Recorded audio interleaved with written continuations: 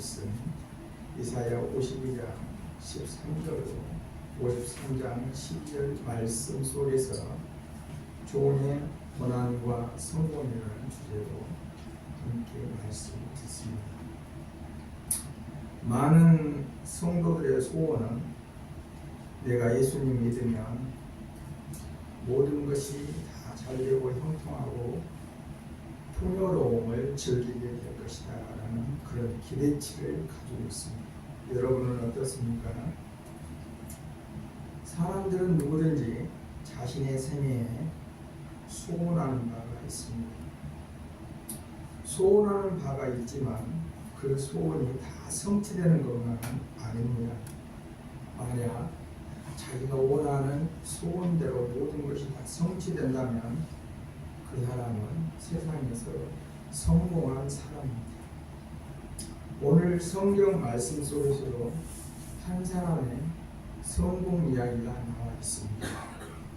그 성공 이야기는 저와 여러분의 성공 이야기로 한 것입니다.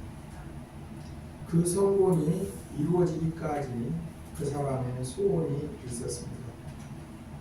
그 사람의 소원은 우리의 소원과는 대조적으로 죽어가는 사람들을 영원한 죽음에서 건져내서 생명을 가져다 주는 것이 소원이었으며 그 사람의 목적이었습니다. 그 목적을 이루기 위해서는 고난의 가시관을 써야 했고 그것을 쓸 수 있는 사람은 단 한 사람, 오늘 본문에서 칭하는 여호와의 종입니다. 여호와께서 세상에 보내신 종만이 죄로 인한 죽음과 사망에서 영광과 승리를 쟁취할 수 있습니다. 영광과 승리는 그냥 가져올 수 있는 것이 아닙니다.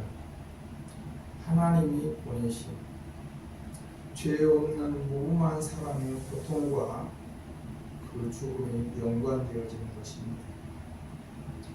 하나님의 종의 모습으로 낮아지셔야만 했습니다. 그 낮아지신 모습이 인간의 몸을 입고 이 세상에 우리 신앙 고백 속에 들어있는 동정녀의 몸에서 탄생하신 것입니다. 그의 탄생은 죽음을 약속한 탄생이었습니다. 예수라는 이 이름은 하나님께서 보내신 하나님의 사자 천사 가브리엘이 마리아에게 준 이름입니다. 예수라 하라. 그 이름의 뜻은 자기 백성을 죄에서 구원할 자라는 뜻을 가지고 이 세상에 태어나셨습니다. 그런데 그의 인생의 삶의 모든 과정은 고난이었습니다. 그러나 고난과 죽음만으로 영광과 승리를 쟁취하고 또 그 승리를 우리들에게 가져다 주는 것이 아닙니다. 수많은 순환과 굴욕, 죽음과 사망의 권세를 이겨내는데 그 승리가 있었다는 사실을 우리에게 가르쳐주고 있는 것입니다. 오늘 본문 52장 13절로 15절에서는 온 세상을 놀라게 하는 그 종의 성공감에 대해서 말씀하고 있습니다. 13절에서 보라 내 종이 형통하리니 라고 합니다. 하나님의 계획은요 성공으로 이끄시는 분이십니다. 저와 여러분들도 하나님께서 이 세상에 보내셨다라는 차원에서 대입해 보십시오. 우리 인생 성공하기를 원하시는 분이 우리를 택하여 부르셔서 오늘 이 자리에 있게 하시고 말씀을 듣게 하신 하나님이라는 사실을 잊지 마십시오. 사람의 계획에는 실패가 있습니다. 하지만 하나님의 계획에는 절대 실패라는 게 없다라는 것입니다. 아멘. 본문에서 형통하리니라는 말은 성공을 말하는 것입니다. 하나님께서 형통케 한다고 했으니까 자기는 가만히 있어도 저절로 성공이 다가오는 것이 아니라 그 그 뒤에 배우는 항상 노력과 행동의 대가로 얻어지는 것을 뜻하는 것입니다. 무엇보다도 본문에서의 형통하기라고 하는 단어는 사람이 해야 할 일을 잘 알고 이론적으로만 틀에 박혀 있는 것이 아니라 그것을 행하는 것을 의미하는 것입니다. 그리스도인의 시각의 관점을 다시 살려 말한다면 성공이란 무엇이냐? 라는 질문에 즉 종이 자신의 소명을 잘 인식하고 그대로 순종하는 삶을 사는 것이 바로 하나님의 관점에서 바라보는 성공이라는 사실입니다. 우리가 하나님을 위하여 얼마나 많은 공을 들이고 세웠는가는 성공률과 상관이 없습니다. 다만 우리에게 맡겨진 소명에 얼마나 신실하게 충성하는가, 그것이 진정한 이슈입니다. 그 한 예로 십자가의 죽음은 비참하고 실패적으로 보일지 모르지만 실상은 그 사건이 역사 속에서 버금가는 것이 없는, 비교할 수 없는 최고의 성공 사례였던 것입니다. 우리가 살아가는 현대 사회에서의 성공이란 많이 가지게 되고 많이 이루는 것을 성공으로 보는 것입니다. 이런 문화적인 많은 충돌과 흐름 속에서 살아가면서 우리는 무엇이 참된 성공인가에 대한 가치관에 대해서 스스로에게 질문을 던져봐야 될 줄 압니다. 우리는 하나님의 말씀에 초점을 맞추어 봅시다. 진정한 성공이란 받들어 높이 들여서 존귀하게 되는 것을 말합니다.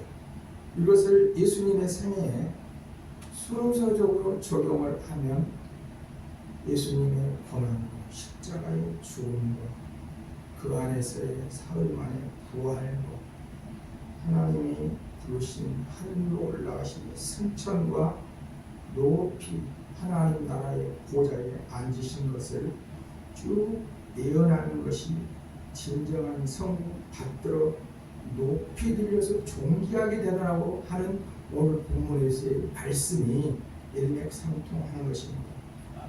이사야는 이 장에서 자연적인 것이든 인간에 의하여 세워진 것이든지 간에 높이 들린 것들은 모두 다 땅에 떨어지리라고 했습니다. 세상의 높은 것들은 다 무너져 내리고 땅에 떨어지는데 이 종만큼 하나님 자신처럼 높이 들어서시겠다는 것입니다. 그래서 우리는 일찍이 이사야 선지자로 예언한 이 종이 평범한 인간이 아니구나, 평범한 인간이 아니라는 사실을 직감하게 되는 것입니다. 이런 점에서 우리들을 적용해 볼 때 사람이 얻는 명예나 영광으로 하나님께서 주시는 것이지 결코 나 스스로 만들어 누리는 것이 아님을 하나님 앞에 인정하고 다시 한번 우리는 고백해야 될 줄로 합니다. 두 번째로 사람들에게 환영받지 못한 종에 대해서 오늘 본문에서 말씀하는데요. 53장 1절 6절의 말씀입니다. 여호와의 구원이 종을 통하여 세상에 드러나는 것에 대하여 53장 1절은 충격적인 말씀을 하고 있습니다. 무슨 얘기입니까? 그 종을, 그 예수를 누가 믿었냐? 누게 나타났느냐라고 합니다. 여호와의 구원의 팔을 사람들이 예측을 하지 못한 것입니다. 왜냐? 세상적인 가치관을 가지고 있는 상태에 있었기 때문이며 그렇게 바라보았기 때문입니다. 그들의 생각에서 육적인 구원이며 또 그 구원은 강한 장군 같은 사람을 통해서 일어난다고 그들이 믿고 생각했기에 나사렛 출신 저 사람이 무슨 메시아야? 라고 말하는 신약 복음서에 나오는 말씀처럼 연약한 종의 죽음을 통해서 구원 사역을 이루실 것에 대해서는 믿어지지 않았던 것입니다. 예수님은 로마 제국 시대에 강하고 용맹스러운 그런 자로 오신 것이 아니라 53장 2절에서 말씀한 것처럼 연한 순 같고 마른 땅에서 나온 새싹 같았습니다. 그러니까 뭐 별 볼 일 없는 사람, 별 볼 일 없는 환경에서 태어나신 것입니다. 마른 땅에 심어놓은 연한 순, 마른 땅에서 나온 새싹을 한번 상상해 보시기를 바랍니다. 얼마나 힘들고 고통스럽겠습니까? 그것이 예수님이 사셨던 문화, 예수님이 사셨던 그 생활의 과정입니다. 환영받지 못한 종의 모습입니다. 그가 힘들게 자란 환경입니다. 마른 땅은 새순을 감히 뿌리내리도록 가만 놔두지 않습니다. 마른 땅은 새싹이 저절로 자라도록 도와주지를 않습니다. 그 마른 땅은 세상을 말하는 것입니다. 예수님을 받아주지 않았던 것을 말하고 있는 것입니다. 태어날 때부터 헤롯은 예수님을 죽이려고 했습니다. 그래서 애굽으로 피신을 하 천사의 지시에 따라 그곳에 일정 기간 동안 숨어 지내야 했습니다.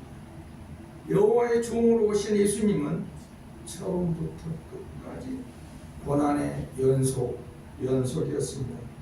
마른 땅과의 싸움에서 자랐으며 수많은 학대를 받은 것입니다. 4절 5절에서는 그의 고통을 표현하는 말로 가득 차 있지요. 그 묘사하는 말씀을 보십시오. 우리의 질고를 지었다. 우리의 슬픔을 당하셨다. 징벌을 받았다. 맞았다. 고난을 당했다. 그가 찔렸다. 상했다. 그가 징계를 받았다. 그가 채찍에 맞았다 라고 말합니다. 무엇 때문에 이렇게 혹독한 고통을 당해야만 했습니까? 대부분의 사람들은 그가 하나님으로부터 지은 죄가 있기 때문이겠지 라고 그런 세상의 지배적인 생각들로 가득 차 있었습니다. 종의 고통은 바로 우리로 나음을 입게 하기 위함이었습니다. 그의 고통은 우리 죄를 대신해서 당하는 대리적인 고통이었습니다. 그는 우리가 죄 때문에 받아야 될 모든 징벌과 고통을 대신 받아주었습니다. 그것도 모르고 그 시대 사람들은 자기가 죄를 지었기에 하나님께 매를 맞는 것으로 생각했습니다. 그러나 그가 죽는 순간 모든 비밀의 배일이 벗겨졌습니다. 마치 진리의 해가 떠오르자 무지함으로 캄캄하고 짙게 깔린 그 안개가 거쳐버리는 것처럼 말입니다. 우리가 알고 보니 우리가 감당하기 힘든 충격이었습니다. 바로 종의 고통은 우리 죄 때문이었습니다. 우리 때문에 찔리고 우리 죄 때문에 상하고 우리 죄 때문에 징계를 받고 매를 맞았던 것입니다. 종이 우리를 위하여 죄짐의 고통을 대속하는 동안 사람들은 무엇을 했습니까? 그것을 깨달은 것은 한참 후의 일이었습니다. 사람들은 갈 바 알지 못하는 양들처럼 길을 잃고 갈팡질팡하며 살았던 것입니다. 성경은 성도들을 세상에 하고 많은 짐승들 중에서 양으로 비유를 하고 있습니다. 양으로 비유하는 데는 그만한 이유가 있지 않겠습니까? 양으로 비유하는 것은 혼돈과 방황을 의미하는 것입니다. 그래서 53장 7절로 9절에서는 학대받은 종에 대해서 말합니다. 예수님은 양을 치는 목자이십니다. 7절로 9절은 양의 비유를 유지하면서 종의 죽음과 장래에 대한 이야기로 전개하여 연결해 나갑니다. 7절에서 양의 이미지를 묘사하는 것을 보면 가해자에게 양은 아무런 반항도 하지 않고 순종하는 그런 이미지입니다. 자기에게 가해지는 온갖 부당함에도 불구하고 종은 아무런 말도 하지 않고 묵묵히 형의 집행을 받아들였습니다. 왜 그는 소리 한번 질러보지도 않고 입을 닫고 묵묵히 억울하게 그렇게 당해야만 했습니까? 그는 자신의 희생을 통해 자기 백성들과 하나 되기를 자청했던 것입니다. 자기가 죽어야 할 사람들을 대신하여 죽음으로써 그 안에서 얻어진 모든 교회와 하나가 되기를 바라셨습니다. 성경에서 살펴보면 성도들의 하나됨도 어떠한 이권을 나누는 것으로 하나 되는 것이 아니라 고통과 품을 서로 이해하고 나누는 것에 있음을 의미하는 것입니다. 이 십자가의 진리는 교회를 자신의 삶과 죽음을 통해 세우신 예수님의 친히 몸으로 본을 보여주신 것입니다. 우리가 진정 우리 주님과 하나입니다. 우리 성도들은 서로가 하나입니다. 정말 주님이 죽는 것처럼 우리도 주님을 위해서 내가 얼마나 죽었는가, 아니면 그저 죽지 않고 뻣뻣하게 아무리 소금을 뿌려도 죽지 않는 그 채소처럼 뻣뻣하게 있는 종은 자신을 조롱하고 핍박하는 자들 앞에서도 자기 자신을 변명하거나 정당하려는 발언을 하나도 쏟아내지 않았습니다. 우리는 입을 꼭 닫고 침묵하신 예수님의 그 순종에서 무제함으로 그 포커스가 바뀌어져 가고 있는 것을 오늘 본문에서 관찰할 수가 있습니다. 세상에 어떤 사람이 다른 사람의 형벌을 대신 받아줄 수가 있으며 자신의 고통을 통하여 세상 사람들과 하나님 사이에 회복과 치유를 가져다 줄 수가 있겠습니까? 이것은 죄 없는 무고한 사람만 가능한 것입니다. 한 사형수가 다른 사형수를 대신하여 죽을 수는 없습니다. 그는 오직 자기 자신의 죄 때문에 죽을 뿐입니다. 이와 같이 이 세상 사람들은 모두가 다 사형수와 같기 때문에 다른 사람을 위해서 죽어 죽을 수가 없습니다. 그러나 오직 본문에 나와 있는 여호와의 종은 하나님께 어떠한 죄도 범하지 않은 무고한 사람이었기에 사람들의 모든 죄를 대신 저질 수 있었던 것입니다. 종은 부당한 죽음을 당하고 죽은 다음에 무덤에 묻히는 과정 속에서도 부당한 대우를 받고 있습니다. 11절에서 보면 의로운 종이라 평가되는 이 종이 악한 사람들과 함께 묻힐 뻔하였습니다. 사람들의 계획은 죄인들과 싸잡아 무덤에 묻으려 했지만 그들의 계획은 수포로 돌아가 버리고 아리마대 사람 요셉에 의해서 부자의 묘실에 묻히게 되었다라고 말씀하고 있습니다. 그래서 53장 13절로 15절에서는 여호와를 기쁘시게 하는 종이 어떻게 성공하는가에 대한 말씀이 나와 있습니다. 세상에서 여호와의 종 예수님이 부당한 대우를 받은 일이 고난의 일생과 죽음은 인류 역사가 빚어낸 사고가 아니라 하나님의 철저한 계획에 의해서 진행된 일이었습니다. 하나님께서는 이미 그의 억울한 순환과 죽음을 통하여 사람들이 다시 그들의 하나님 여호와께 돌아오는 것을 계획을 하셨다는 것입니다. 종은 하나님의 뜻에 의해서 상함을 받았고 질고를 겪었습니다. 사람들이 얼른 생각할 때 하나님은 자기 자녀들에게 복되고 좋은 것만 주신다고 생각합니다. 그러나 그런 것은 우리 인간적인 착각입니다. 하나님께서는 우리가 하나님 나라에 도착할 때까지 우리의 여정을 책임져 주시고 인도해 주신다는 것을 약속하셨을 뿐입니다. 그렇기 때문에 때로는 우리의 성장을 위하여 혹독한 아픔과 시련이 우리가 가야 하는 길의 한 부분이 되어서 괴롭히고 우리를 엄습할 수 있는 것입니다. 때로는 하나님께서 고통과 순환을 요구하실 수도 있습니다. 더 원하고 위대한 목적일수록 희생과 고통이 수반되며 뒤따르는 것입니다. 그런 과정을 통해서 하나님의 역사가 이루어지는 것들이 더 많습니다. 우리는 하나님께서 하나님의 선한 뜻을 두고 그것을 이루기 위해 고통을 요구하실 수 있다는 것을 마음에 새겨야 될 것입니다. 그래서 내 인생에 살아가는 삶에서 어떤 거침돌이 있고 어떤 어려운 가시가 찔린다 한다 할지라도 우리는 그 고통을 참아내고 그 고통 뒤에 그 먹구름 뒤에 분명한 찬란한 빛이 떠오르고 있다는 분명한 하나님의 계획이 이 어려움 속에서도 이루어지고 있다는 것입니다.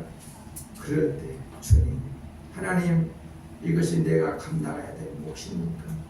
이것이 내가 져야 될 십자가입니까?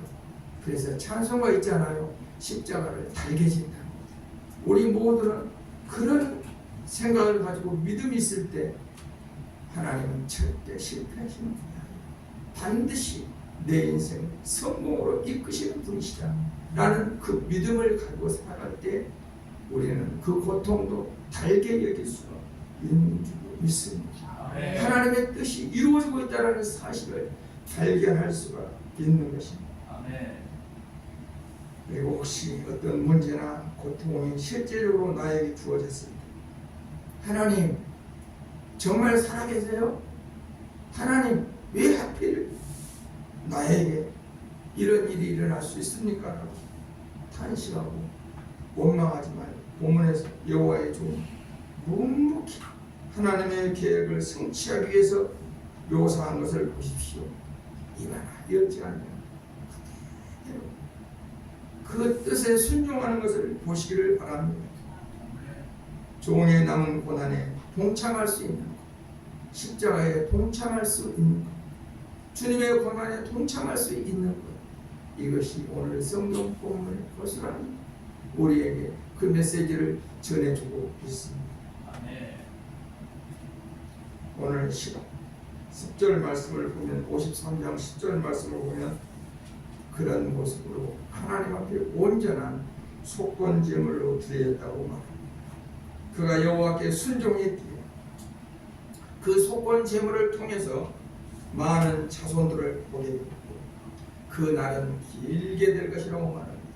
이 말씀은 종의 사역이 결코 허무한 것이 아니었으며 그의 사역을 의식하고 그가 자신들을 대신하여 죽었다는 사실을 시인하고 받아들일 사람들이 많다는 것과 그의 사역의 영향력이 오랫동안 지속될 것을 의미하는 것입니다.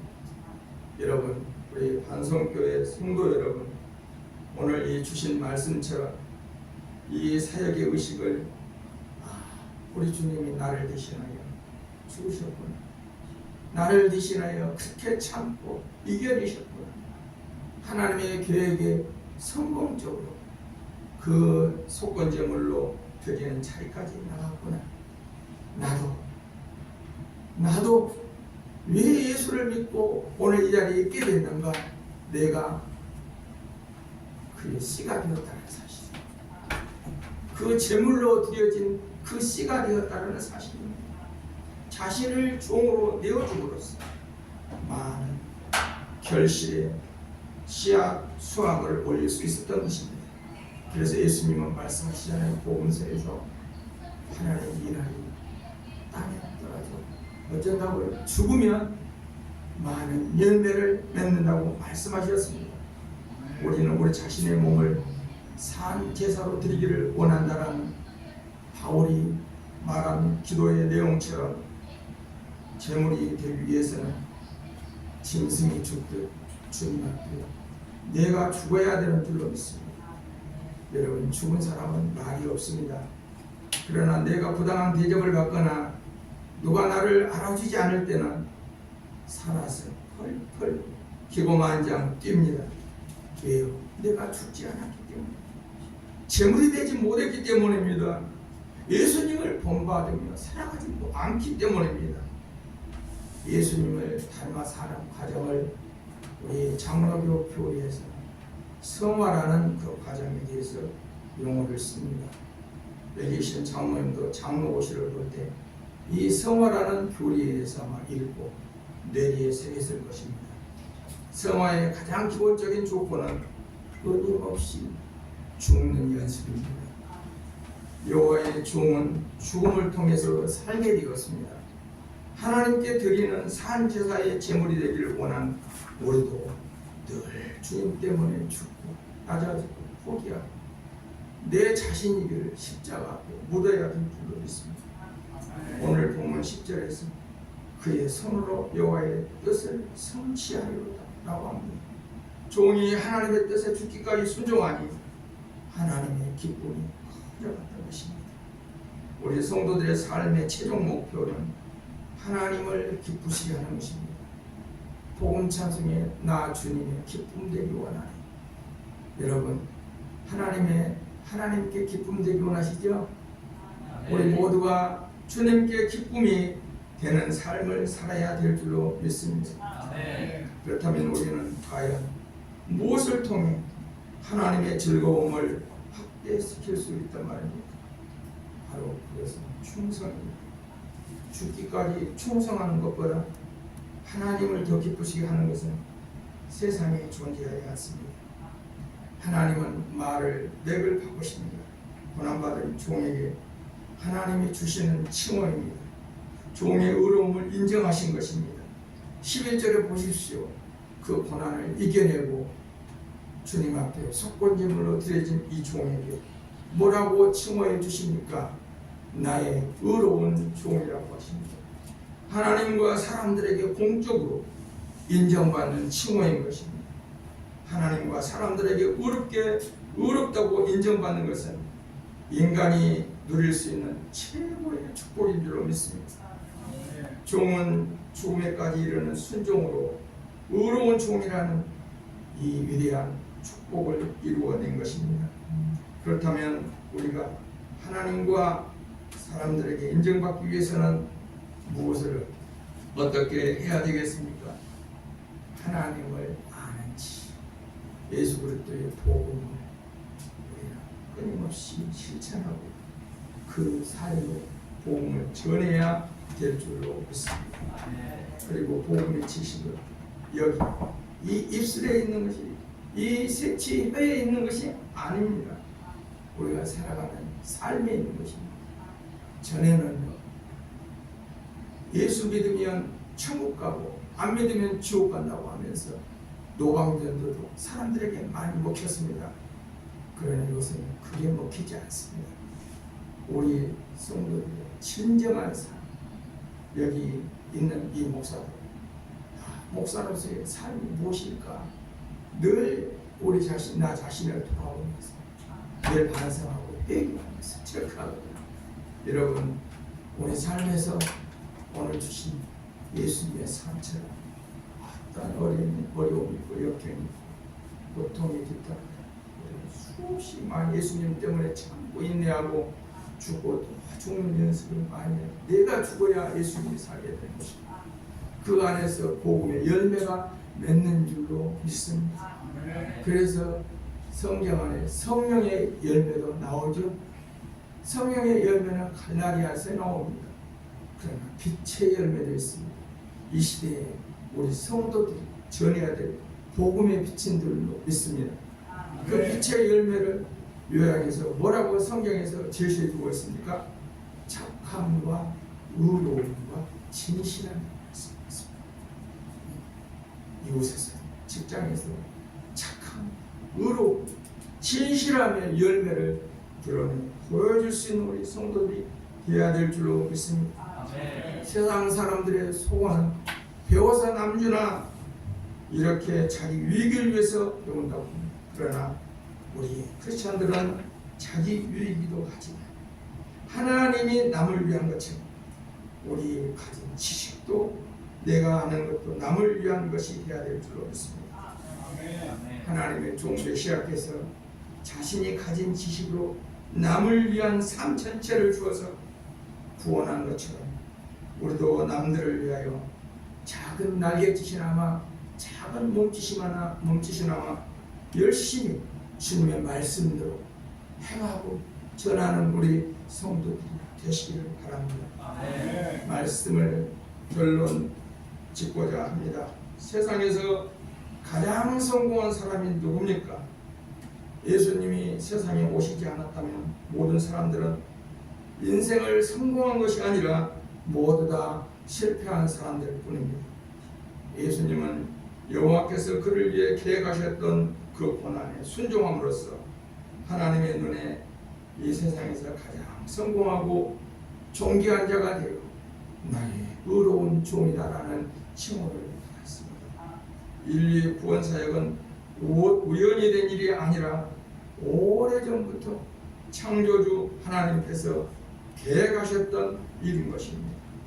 뿐만 아니라 성공병에 감염되어 시달리는 현대 사회를 살아가는 그리스도인들에게 여호와의 종은 세상의 눈에 실패자이지만 하나님의 눈에 성공한 자가 되었다라는 것은, 이 사실은 우리에게 잔잔한 감동과 커다란 도전이 되어야 될 것입니다. 하나님의 판단 기준이 결코 세상의 것과 같지 않다는 것을 의식하면서 말입니다. 또 메시아는 성공하기 전에 실패자처럼 십자가를 지셔야만 했습니다. 영광을 받으시기 전에 고통을 받았습니다. 이 세상을 살아가는 저와 여러분들도 주님의 작은 메시아들입니다. 그러므로 우리는 하나님의 영광을 구하기 전에 먼저 성도로서 겪어야 될 고통들, 아픔들, 어려움, 기꺼이 받아들일 각오를 가지고 나의 주어진 맡은 자, 나의 주어진 책임을 잘 기쁨으로 감당할 수 있으시기를 바랍니다. 이 세상을 살면서 고난의 길을 피할 수 있다고 생각하십니까? 세상은 악하여 하나님을 싫어하고 미워하기 때문에 하나님을 사랑하는 우리 믿는 크리스천들도 함께 미워한다는 사실을 잊지 마십시오. 그러므로 성도의 삶이 고난을 피해가는 것은 결코 쉽지 않은 것입니다. 많은 크리스천들의 막연한 소원이 예수만 믿으면 모든 것이 형통하고 풍요로 즐기게 될 것이라는 그 기대나 가르침은 오늘 하나님께서 계획하고 계시는 그 기대와 가르침에 거리가 멀 뿐만이 아니라 성경이 제시하는 성도의 삶과는 이혼론적인 이질적인 것을 지나지 않습니다. 미래에 저와 여러분들에게 임할 하나님의 영광을 기대한다면 주님의 우리에게 맡겨주신 그 남은 고난에 동참해서 이겨내는 자가 성공한 자입니다. 우리 끝까지 이겨내고 성공하는 우리 모든 성도들 되시기를 예수님의 이름으로 축복합니다. 기도하겠습니다. 하나님 감사합니다. 오늘 귀한 말씀 주셨습니다. 고난의 아버지여, 이 시기가 정말 점점 다가오고 있습니다. 주님, 우리를 위해서 그 고난을 참으셨습니다. 입을 열지 않으셨습니다. 끝까지 그 계획에 동참하셨습니다. 이와 같이 저희들도 이 세상에 보내주신 하나님의 계획에 동참할 수 있게 해주시고 감당할 수 있게 하여 주시고 또 끝까지 참고 승리할 수 있는 모든 성도들 되어지게 하옵소서. 우리 반석교회도 하나님 아버지 지금 고난의 과정이 있습니다. 하나님 함께 하셔서 정말로 이 교회에 딱 맞는 목회자가 아버지여 청빙받을 수 있게 해주시고 우리 성도들이 한마음 한뜻이고 교회가 주님의 거룩한 복된 공동체로 바로 세워져서 주님께서 기대하시는